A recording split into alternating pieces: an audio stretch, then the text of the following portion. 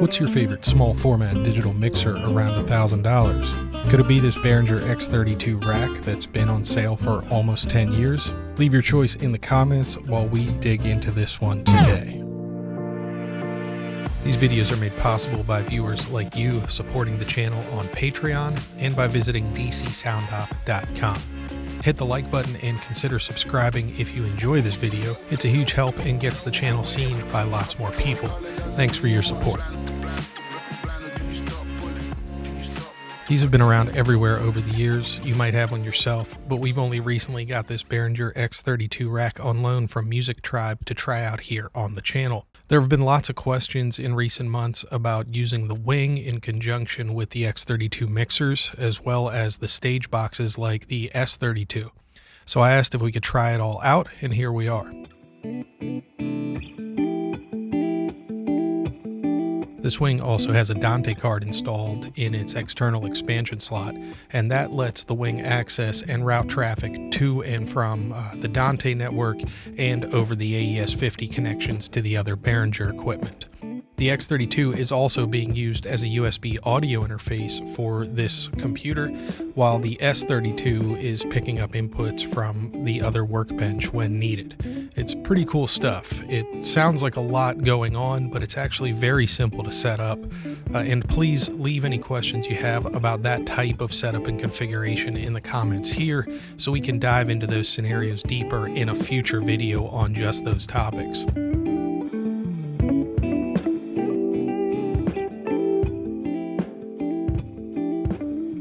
But today, let's get into the X32 Rack itself. It's hard to believe these have been out since 2014, while the full-size X32 was introduced back in 2012. Still though, looking at what's available at a similar price now in 2021, almost 10 years later, the X32 Rack is still really hard to beat on paper. We've looked at some of the competitors in this space on the channel before, and that's kind of just mixers under or around the $1,000 street price, what they would normally sell for.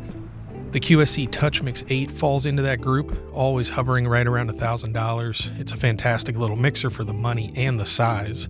It easily fits into a backpack for travel, which is kind of what's unique about that one, and it has 14 channels.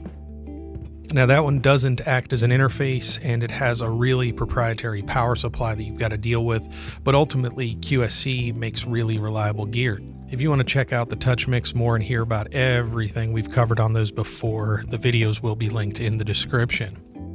Also linked below will be our previous looks at the PreSonus 16R. That's a similar style, but it's a single space, it's 16 channels with 10 mix buses. Typically, the 16R goes for about $100 more than the X32 Rack, depending on where you're buying it from and when. It features AVB networking though, and it can act as a stage box in their bigger Studio Live digital mixing ecosystem. You can check out videos 78 and 83 for the full wrap-up on those if you want more info. Soundcraft also has the UI-24, which, though we've looked at the UI-12 on the channel in the past with some issues and reservations, UI-24 users have reported great success with that model. It has a total of 20 XLR inputs, and then the final 4 channels are the line-level RCA jacks, and then USB left and right make up the last 2 channels, the playback from the USB stick. Street price at the time of filming on those is about $150 more than this X32 Rack.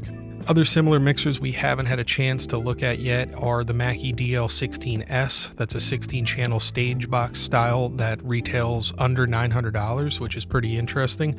Let us know in the comments if you've used one of those, what you think about it. I haven't seen one of those yet, honestly. And finally, we have to mention the Allen & Heath QUSB16. The QSB.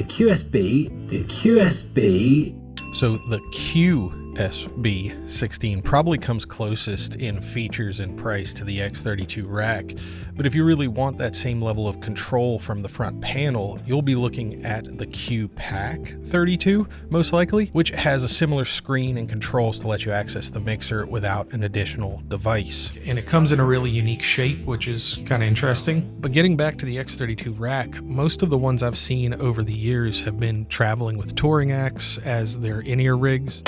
Cameron here from SETMEONFIRE. I get a lot of questions about our in-ear monitor rig, so I thought usually racked up with a few Sennheiser in-ear monitor transmitters and XLR split.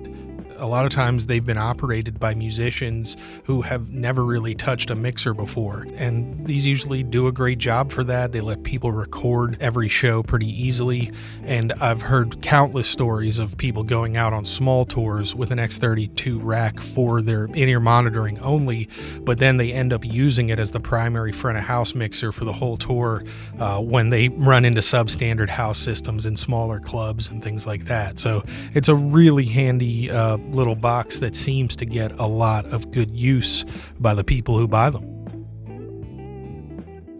So this video is supposed to be a walkthrough of all the features like we've done with those other digital mixers I just mentioned, but we're already 6 minutes in, and I think this makes a more interesting discussion, so we'll break that out into its own video. What I'm really curious about, though, is which one of these is your favorite in this price range? Are you even using a digital mixer at the moment, or is an interface handling all of the needs for what you're working on these days? I'd be interested to know, so leave it in the comments down below if you have an opinion. I know lots of younger audio professionals in the last couple of years have been putting their money into the Allen & Heath SQ and QU or Q series consoles, especially those ones we just talked about a few minutes ago. But what are your priorities for a mixer right now? I know in the last couple of years, my needs for a mixer have changed dramatically. It used to be mixing live in-person events, high channel counts a lot of times, and high pressure, fast-paced kind of mixing where you need those faders quickly. But all that's changed, and working from home in a much more controlled environment maybe. What are you doing these days? Is a mixer still relevant? Have you gone completely in the box with computer solutions? I'd be really interested to know what your priorities are in a mixer that you'd actually want to own versus something that you would see out on a gig. Leave it in the comments down below and let me know what you think, if you've had any experience with the X32 Rack, if anybody's got any pictures of any cool tours or X32 Rack rigs they've built for anybody or used themselves.